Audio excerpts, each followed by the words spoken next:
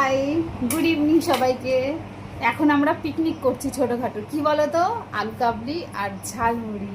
এ দেখো, এই যে আলু কাবলি আর এই যে ঝালমুড়ি, এর মধ্যে স্পেশাল মিষ্টি আচার দিয়ে বানানো, এটা আমার খুব ফেভারিট। আর এই যে টক টক।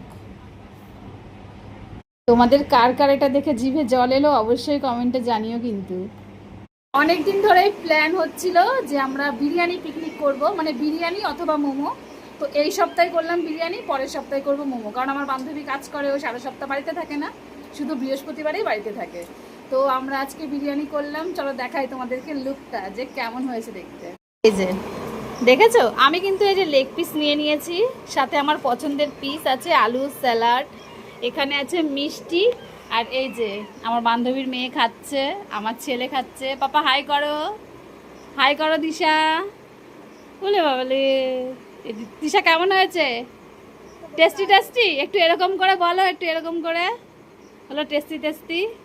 পাপা কেমন হয়েছে? পিপি কেমন রান্না করেছে?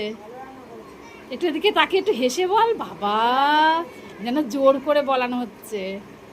চলো আমিও তাহলে খেয়ে নিই, আমি সামনে বিরিয়ানি রেখে বেশি কথা বলতে পারি না।